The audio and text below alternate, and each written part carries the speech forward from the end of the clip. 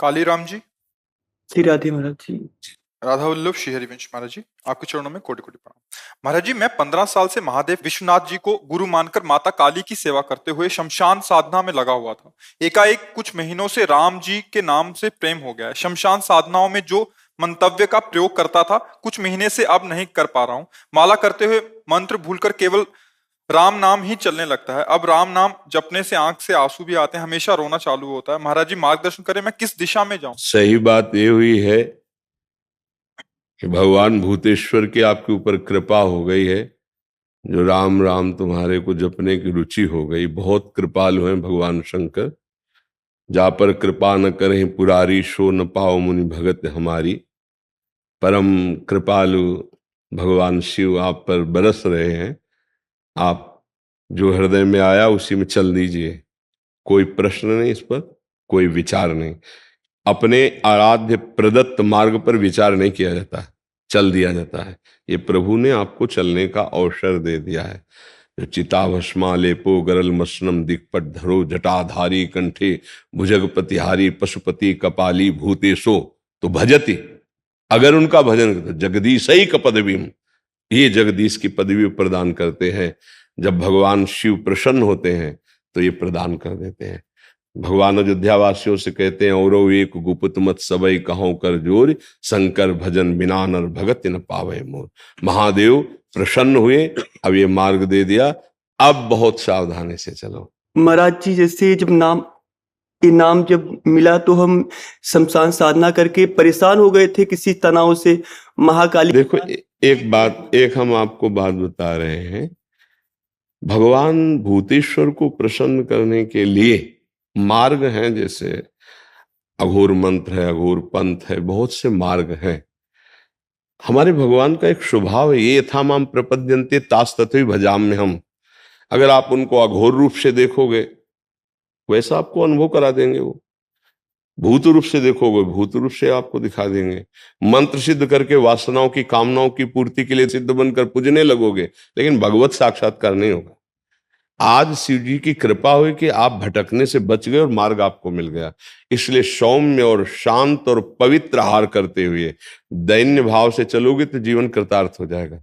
हाँ, कब जैसे शिव उपासना में है, जो संभल नहीं पाते हैं तो फिर वो गलत मार्ग का अवलंबन ले लेते हैं, क्योंकि हम काशी में ही रहे, घाटों में ही रहे और उन्हीं के उपासक रहे हैं। फिर वो इसीलिए तो हम आपके पास आए। हाँ, वो अन्य जो नहीं पाना चाहिए वो पाने लगते हैं, जो नहीं पीना चाहिए वो पीने लगते हैं और कहते हैं भगवान शिव हलाहल विष समस्त देवता और भगवान की प्रार्थना स्वीकार की।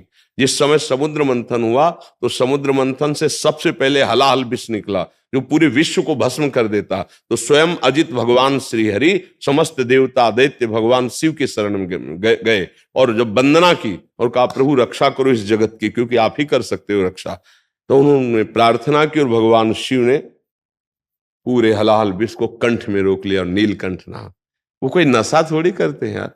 महाराज जी, ऐसा कोई अगुड़ हुआ नहीं। हम नशा तो कभी नहीं किए। अज्ञानतावश जैसे मांस का सेवन हो रहा था, महाकाली के आदेश से जब राम नाम का आदेश हुआ, जैसे महाराज जी नाम में मिला था, परेशान होके महाकाली के मंदिर में बैठे हुए। हाँ, इसमें हमको देखो एक हमारी प्रार्थना है, कहीं हमको शैव उपासना में मांस भक्षण का कहीं भी आदेश नहीं हुआ, कहीं भी किसी शास्त्र में आदेश नहीं है।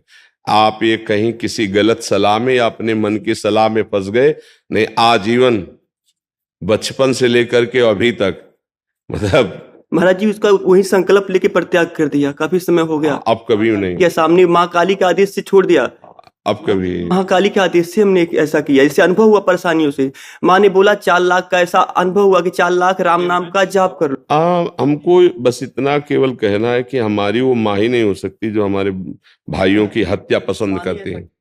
अगर वो हमारी जगदम्बा है तो हमारा ही भाई वो है। और अगर बकरा की बलि लेकर अम्मा प्रसन्न होती तो मुझे लगता वो अम्मा नहीं है। ऐसा माँ का स्वभाव नहीं है। ये हमारा अपनी जिह्वा को पोषित करने के लिए ऐसी लीलाएं करते हैं, नहीं तो अम्बा ऐसा। अम्बा ने रक्त चाटा, रक्त बीज का कारण था। वो ऐसा राक्षस दैत्य था कि अगर उसका अस्त्र मारो और जितने बूंद वो गिरेगा रक्त, उतना दूसरा रक्त बीज तैयार। अब कोई देवता अस्त्र प्रहार करे तो सैकड़ों लाखों रक्त बीज तैयार। अब अम्बा ने विचार किया, आप कैसे इसको कैसे, भाई आप जितना काटो उसको, एक को काटा जितना रक्त निकला लाखों रक्त बीज वैसे ही तैयार हो गए। तब आद्या शक्ति महाकाली की सब देवताओं ने प्रार्थना की कि अम्मा तुम ही देख सकती हो, बहुत ही उद्दंडता कर रहा है। तो योजनों लंबी जिह्वा, योजनों विशाल खड्ग और खप्पर मारा, जिह्वा में लपेट करके पूरा चाट गए, एक और नहीं, सबको मार के। तो अम्बा ने ये किया है अपने बेटों के रक्षा के लिए। ये जो निरीह जीव हैं, तुम्हारे एक चुटकी से ऐसे काटे तो आ करोगे, पर दुख देने वाला कभी सुखी हो जा, किसी की आराधना करता हो, मुझे तो समझ में नहीं आता। आराधना का स्वरूप होता है परिहित सरिष। कोई भी सिद्धांत ऐसा हमें आज तक नहीं मिला, क्योंकि शैव उपासना में हम भी रहे और बहुत अनन्य रहे और कट्टर शैव रहे, कोई मिलावट नहीं रही है। हाँ, ऐसा नहीं कि हम चिता की भस्म नहीं लगाई या काशी के घाटों का सेवन नहीं किया या भस्मीभूत महादेव जी की आराधना नहीं की, पर अभक्षा भक्ष का कहीं भी ऐसा नहीं लिखा। देखो, एक स्थिति होती है, जैसे आद्य गुरु भगवान शंकराचार्य जा रहे थे तो अपने शिष्यों की परीक्षा के लिए, वो एक जगह मछली बिक रही थी, ऐसे उठाया, ऐसे ऐसे खड़े हो गए, तो 4 जो शिष्य थे वो खड़े रहे ऐसे, और अन्य जो थे कि गुरुजी पा रहे तो अनुकरण कर रहे हैं। आगे बढ़े तो कांच गलाया जा रहा था, नारियल का खप्पर में ऐसे भरा कांच हो, ऐसे गलता हुआ कांच पी लिए। अब शिष्यों की तरफ देखा, उनकी तरफ नहीं, बोले पियो। गुरुजी सामर्थ्य नहीं तो मछली क्यों खाई? बोले आपने खाई। तो बोले पिया ना हमने। उनसे पूछा आपने क्यों नहीं खाया जब हम पा रहे थे?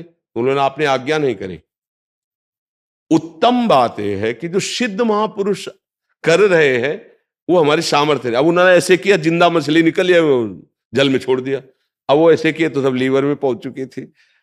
तो हम महापुरुषों, जैसे सिद्ध ऐसे हुए हैं महापुरुष, उनकी कुछ लीलाएं विचित्र हुई हैं, हम उनके केवल आदेश उपदेश से जो आचरण मिलते हैं वो मानते हैं, अन्यथा प्रणाम है, आप महापुरुष हो, आपकी बात अलग है, हमको वैसे कार्य नहीं करने हैं। तो बड़ी कृपा हुई, खूब नाम जप करो और पवित्र भोजन, पवित्र आचरण और किसी भी जीव को किसी भी तरह से दुख ना पहुंचाना, इसी से साधुता पुष्ट होती, चाहे जिस मार्ग का हो।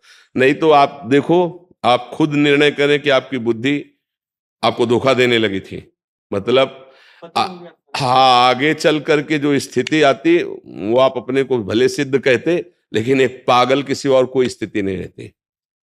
आद्या शक्ति को, या जैसे हनुमान जी है, इनको प्रभु और प्रीतम मानकर आराधना करोगे तो निकल जाओगे, अगर अधीन करने की कोशिश करोगे तो मिट्टी में मिल जाओगे। इनको अधीन करने की सामर्थ्य किसी की नहीं।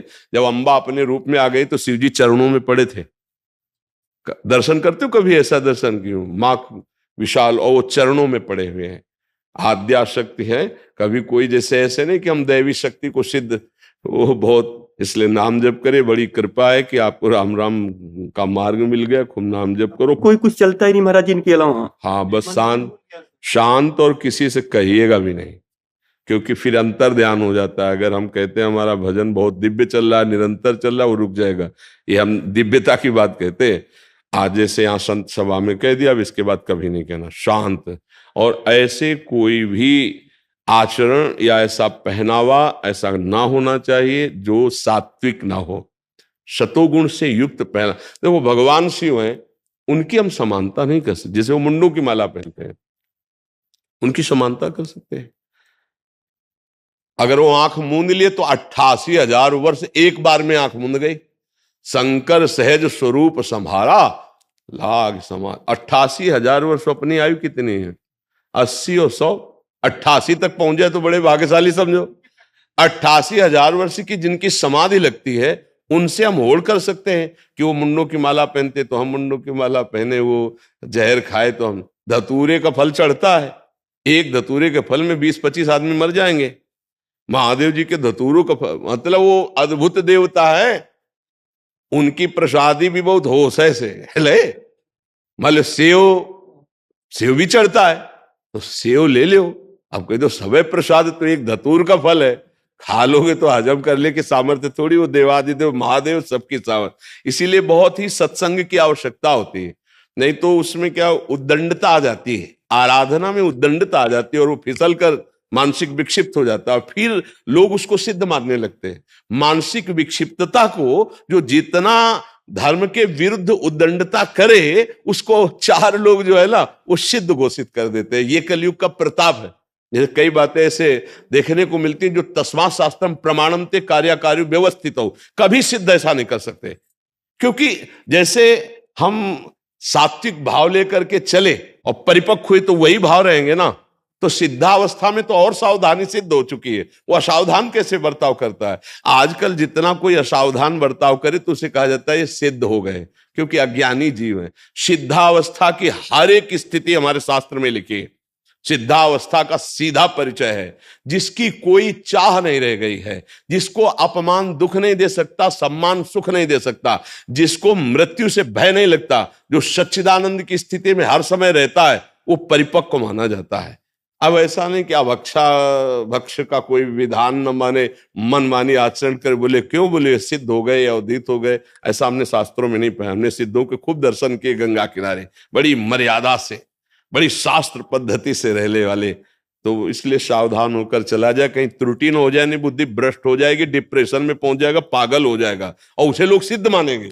चमत्कार ये होता है कि उसी को सिद्ध मान लिया जो इतना ऊट पटांग बोले अरे सिद्ध पुरुष अवधूत है इनकी, नहीं उसको दवा की जरूरत है, उसे दवा ले, शांति से शास्त्र मर्यादा से चले, ऐसा है जी।